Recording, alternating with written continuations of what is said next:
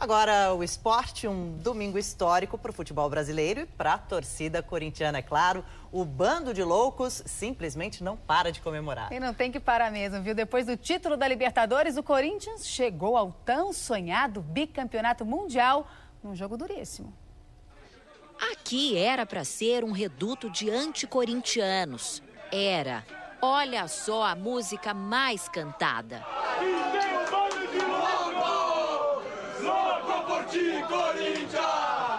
Apesar de sorridente, esse torcedor aqui é palmeirense. Se sentiu um peixe fora d'água, principalmente na hora do gol. Mas no final ele se rendeu. Meio forçado, mas se rendeu. Vai, Corinthians! Neste outro bar, a maioria trocou o café da manhã por uma cervejinha gelada. O cansaço pode até ter batido, mas a garganta tinha que estar em ordem para extravasar tanta alegria. Quando o jogo acabou, o bar ficou pequeno para tanta euforia. Coringão campeão. Vai, Corinthians, agora é só comemorar. E comemorar é o que esse enorme bando de loucos sabe fazer de melhor. 5.000 pessoas lotaram a quadra da Gaviões da Fiel. Uma hora antes do jogo, o ambiente era este. Quando o jogo começou, a coisa mudou um pouco. A animação deu lugar à apreensão. A cada ataque do Chelsea, o coração ficava apertadinho, apertadinho. E a cada defesa do goleiro Cássio, o herói do jogo, o alívio. Mas quando Paulo Guerreiro fez o gol da vitória... E quando o juiz apitou o fim do jogo, então?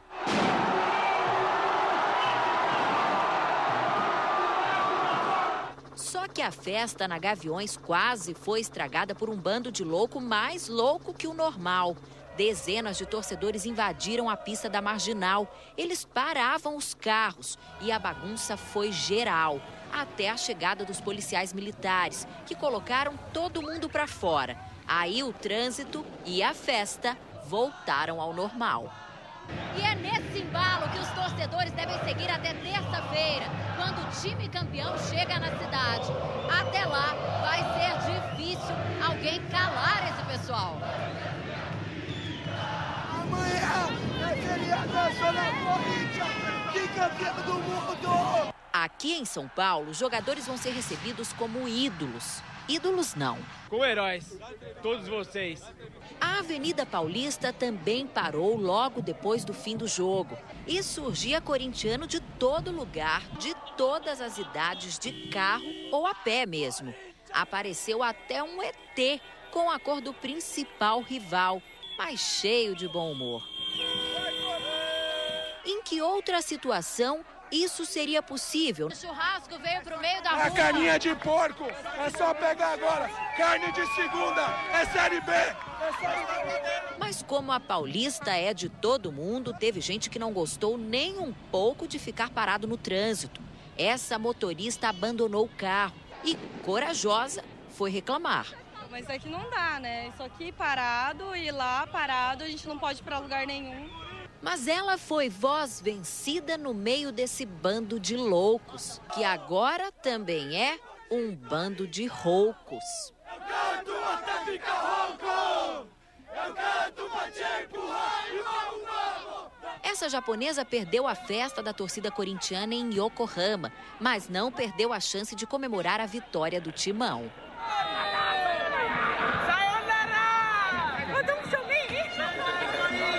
Para que esperar pela inauguração do Itaquerão? Centenas de corintianos invadiram o canteiro de obras e estrearam o estádio palco da abertura da Copa de 2014. Teve festa da Fiel no interior de São Paulo, em Santos, Salvador, em Goiânia. Corintianos em festa por todo o Brasil. Em Mangaratiba, na região metropolitana do Rio de Janeiro, a repórter Roberta Barroso acompanhou a festa na casa da mãe do atacante Sheik. A família de Emerson Sheik, que transformou esse cantinho de casa em uma miniatura do Estádio Internacional de Yokohama. Mesmo a quilômetros e quilômetros de distância do Japão, eles torceram como se estivessem do outro lado do mundo. Meu coração tá que eu estava até procurando se tinha um cardiologista aqui pelo lado para me atender. Ainda mais depois do gol de Guerreiro. De Mangaratiba, de volta para a zona norte de São Paulo. Essa aqui é a casa da dona Érica. Ela é a mãe do Paulinho. Se foi difícil e sofrido para o torcedor comum, imagine para ela. Principalmente quando o time dela era atacado. Mas quando o Corinthians fez o gol da vitória, não deu para segurar a dona Érica. Graças a Deus acabou.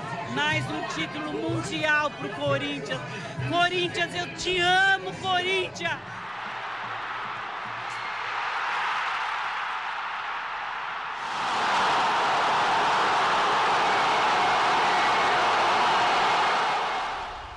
Com certeza, hoje um bando de roucos. Agora, um dos grandes nomes da conquista corintiana foi, sem dúvida alguma, o goleiro Cássio, escolhido o melhor jogador da partida e também de todo o Campeonato Mundial. Merecidamente, né? A Muralha Alvinegra começou a jogar em Veranópolis, na Serra Gaúcha, mas nessa época ele atuava longe do gol. O dia foi de festa na casa da família do goleiro Cássio em Veranópolis, na Serra Gaúcha. A mãe do jogador conta a emoção de ver a consagração do filho, eleito melhor jogador da partida e também do Mundial. Já chorei tudo que tinha que chorar, de emoção, orgulho dele. O goleiro Cássio vem encantando os corintianos e o Brasil com as defesas espetaculares. Mas o que nem todo mundo sabe é que ele começou a jogar aqui, nesse campo de um time amador, em Veranópolis. Na época, ele atuava como meio-campo. Foi o tio quem incentivou o garoto a se tornar um goleiro. Como é que foi isso, seu João Carlos? Estava jogando na linha, acho que na linha não vai. Então, comprei uma luva, dei uma luva para ele e vai pro gol, então. Antes de conquistar a torcida corintiana e o mundo, o goleiro percorreu um longo caminho. Saiu de casa ainda adolescente para jogar nas categorias de base do Grêmio. Não chegou a vestir a camisa titular do tricolor gaúcho. O goleiro foi negociado com o PSV da Holanda, mas também não teve chance na Europa. Este ano voltou ao Brasil para jogar no Corinthians. Ganhou a confiança de Tite e o posto de titular absoluto. Ele tem 5 anos de contrato no Corinthians. Ele gosta, ele quer tudo. Uma família para ele, uma casa lá. Com os colegas, o Tite, com todo mundo. E foi um jogo como os corintianos estão acostumados, né, Roberta? Com muito sofrimento. Pois é, sofrimento até o fim, né, Adriana? Justamente com o Cássio aí salvando o time muitas vezes. Agora, o Guerreiro, que já tinha marcado no primeiro jogo do Mundial, fez o gol que deu o título ao Corinthians. O ônibus do Corinthians se aproxima do aeroporto de Narita e os jogadores são ovacionados pela torcida. Bicampeão! Bicampeão!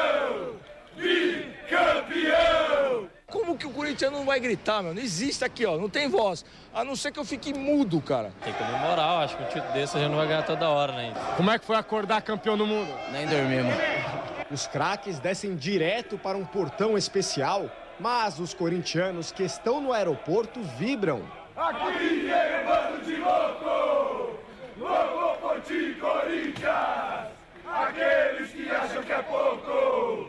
Eu vivo por ti, Corinthians! Passamos na prefeitura agora e devolvemos a cidade pro prefeito. Aqui é Corinthians! O Corinthians deixa o Japão depois de uma passagem histórica pelo país. Até o mês passado, o time era quase desconhecido por aqui, mas agora se tornou popular entre os japoneses pelo que fez em campo, mas principalmente pela força da torcida. Horas antes do jogo desse domingo, as ruas de Yokohama foram tomadas por corintianos enlouquecidos.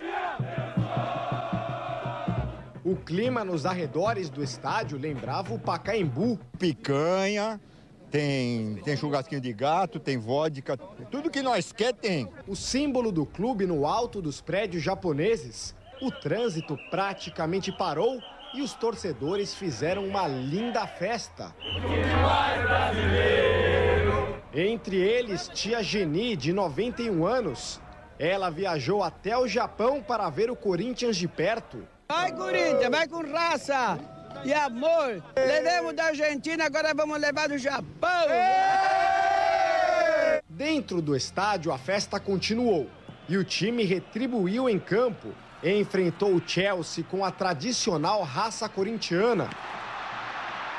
No segundo tempo, Paulinho iniciou a jogada, Danilo chutou prensado e Guerreiro de cabeça fez o gol do título. Um momento incrível, né, de felicidade, né? A hora de fazer o gol, são momentos que não tem segundo para decidir aonde, né, que vai fazer, né? Cássio salvou o Corinthians em 3 bolas dificílimas. 1,95 m de altura, a muralha do Corinthians. O homem que salvou 2, 3 bolas praticamente indefensáveis, ganhou até a taça de melhor jogador do torneio. Que moral, hein, Cássio? Estou muito feliz, né? Eu acho que esse troféu, fico muito feliz de ter ganho, mas o troféu mais importante foi o Mundial, a gente ter ganho. E eu acho que apenas joguei esse troféu, mas eu acho que o mérito foi de todo mundo. E o resultado de 1-0 em cima dos ingleses garantiu o bicampeonato mundial. Na manhã desta segunda-feira, muitos dos mais de 20 mil corintianos que viajaram ao Japão também começaram a embarcar de volta ao Brasil. A festa dos loucos tem sim hora para acabar, mas isso é só quando eles desembarcarem no Brasil. É das aeromoças que nos aguardam, estamos chegando, hein? É Corinthians, irmão. Aqui, ó, Corinthians! Bem, é isso aí. O Corinthians deve chegar ao Brasil amanhã por volta das 7 horas. A gente conversa ao vivo com a repórter Luiz Calegari, que tem as informações sobre essa tão esperada chegada, não é, Luiz? Bom dia para você. Já foram tomadas providências para reforçar a segurança e evitar o tumulto na chegada dos jogadores? Bom dia, Adriana, para você. Bom dia a todos que nos acompanham. Olha, uma grande operação foi montada para a chegada do Corinthians. Os jogadores nem devem passar pelo terminal de passageiros. Isso vai evitar contato com o público e também um possível tumulto. Todas as medidas foram reforçadas para evitar o que houve, os incidentes que aconteceram no embarque do Corinthians para o Japão, quando torcedores entraram em confronto com a Polícia Militar. Voltamos à redação do Fala Brasil. Obrigada, Luiz. Bom, e para um jornal britânico, a derrota do Chelsea para o Corinthians foi um sinal do fim dos tempos. O fim do mundo. Foi assim que o britânico The Sun classificou a vitória por 1-0 do Corinthians contra o Chelsea. O tabloide afirmou que o time inglês tinha a obrigação de levantar a taça. A BBC, também britânica, foi menos apocalíptica e destacou o fracasso do técnico Rafael Benítez em conquistar o título. Para a americana CNN, o Timão está no topo do mundo e afirmou que a vitória valeu cada centavo investido pelos milhares de torcedores corintianos que invadiram o Japão. Já o português A Bola destacou que o Corinthians acabou com o ciclo de vitória dos times europeus que desde 2006 dominavam o Mundial de Clubes. Polícia procura os criminosos que invadiram e mataram 3 pessoas dentro de um salão de beleza no Paraná, entre eles um bebê de 1 ano. Os detalhes dessa história a gente acompanha logo na volta do intervalo. E ainda a primeira aparição pública da duquesa Kate Middleton depois das complicações por causa da gravidez. E os temporais que atingiram Minas Gerais e Rio Grande do Sul com ventos de mais de 100 km por hora, já, aqui no Fala Brasil.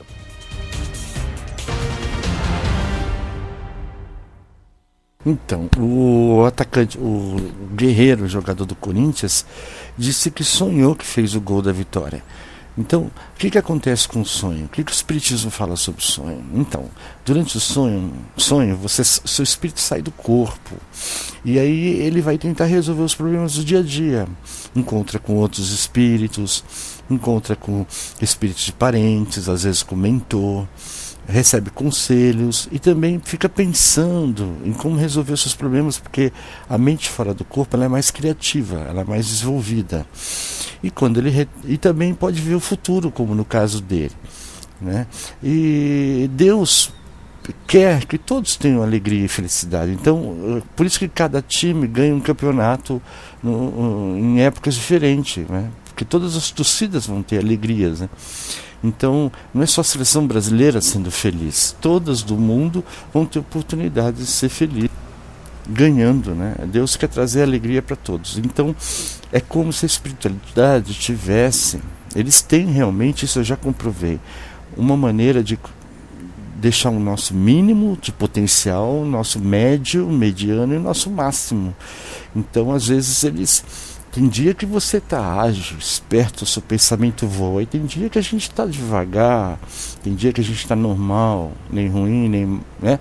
Isso acontece com o jogador. Né? Não adianta só salários milionários, né? É preciso que haja essa comunicação de jogador para jogador, espiritual, né? Que a inspiração, que uma mente, eles se comunicam, eles ficam ligados mentalmente um com o outro. E também é preciso que Deus queira que um certo time ganhe, né?